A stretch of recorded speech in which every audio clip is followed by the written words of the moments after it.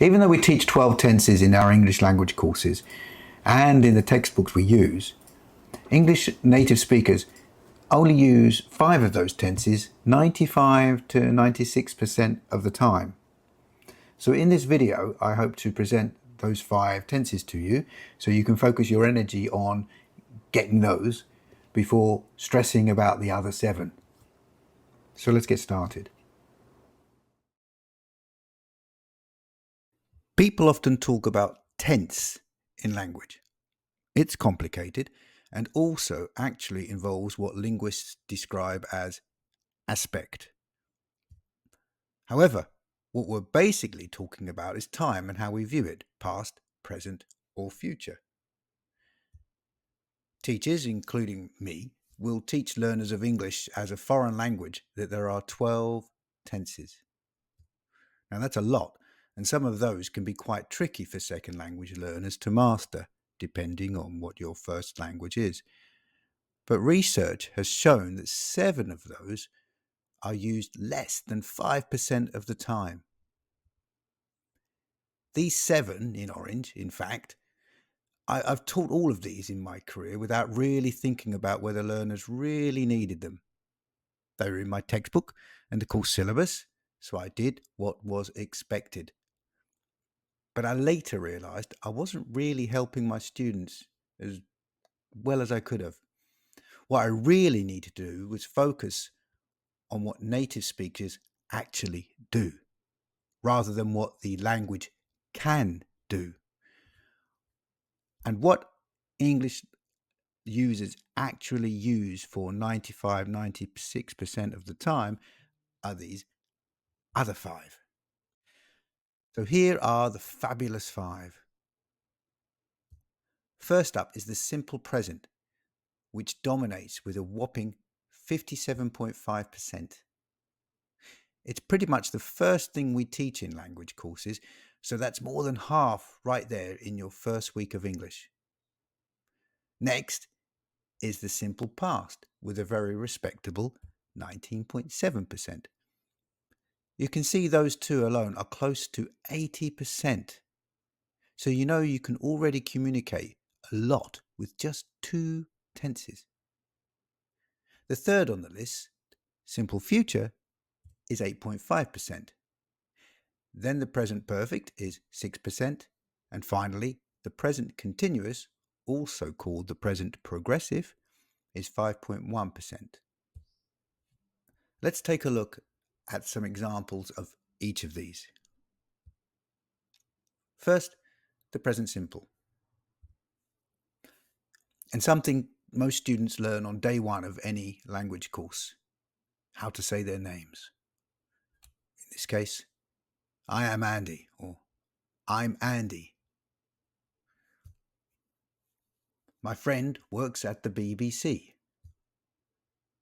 John goes swimming every morning. She likes reading and playing tennis.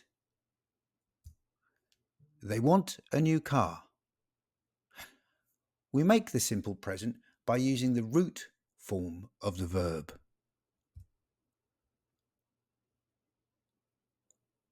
The verb only changes according to whether the subject is the first, second, or third person.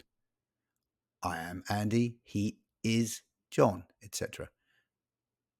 But don't stress about that for now. Use the root form and don't worry if you make an error over the subject-verb agreement. Listeners will understand anyway. Next is the simple past. I was sick yesterday. Sally worked at the bank. They went to the cinema on Saturday. We met Carol at the shops this morning. Argentina won the World Cup in 2022. The simple past is formed by putting the verb in its past form. The be verb is the only one that changes with the subject, and it's either was or were. Again, don't stress, just speak. Next is a simple future. I will do it. Note, when we speak, we usually shorten this to I'll. The doctor will see you now. They will, or they'll, be in trouble when the teacher finds out. We'll never make it on time. He'll come to the office tomorrow. This tense is formed with the auxiliary modal verb will and the base form of the verb.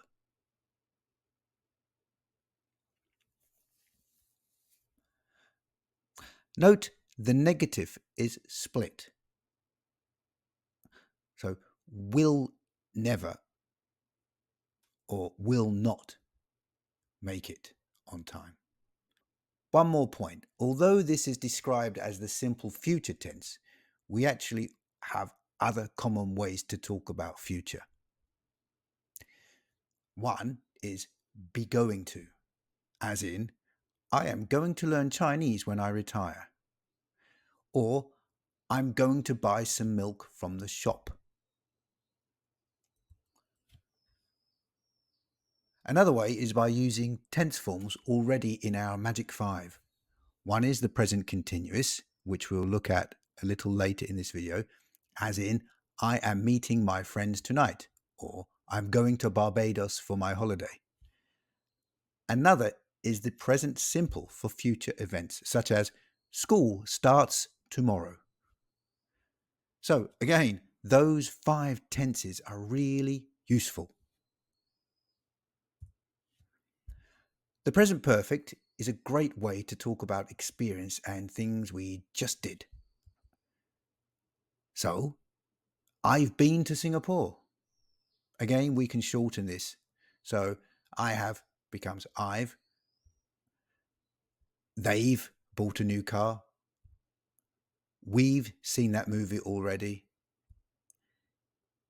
He has asked me to go on a date. Or he's asked me to go on a date. Don't worry, I've fed the dog.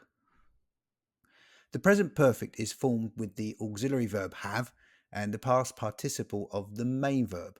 So, have been, have bought, have seen, has asked, have fed. The only variation in this pattern comes with the have, which changes to has for the third person singular, he, she, and it.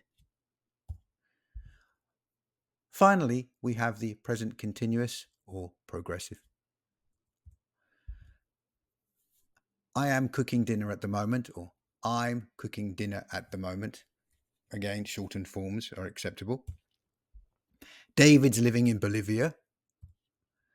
They're looking for a new house in the countryside. We're meeting my parents tonight. The company's opening a new office in Dubai. The present continuous is formed using the be verb and the main verb in its ing form. So, am cooking, is living, are looking, are meeting, is opening.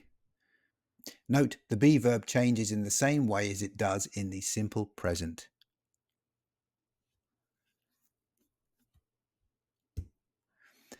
So there you have it, the 5 most common tenses in English. Naturally, when we are speaking and writing in English, we mix up those 5 tenses.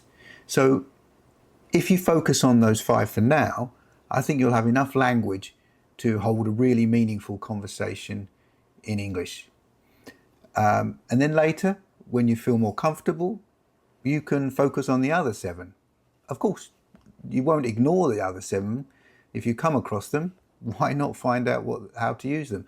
However, focus on the 5 for now, and you will have 95-96% of what you need. Okay, good luck. Bye for now.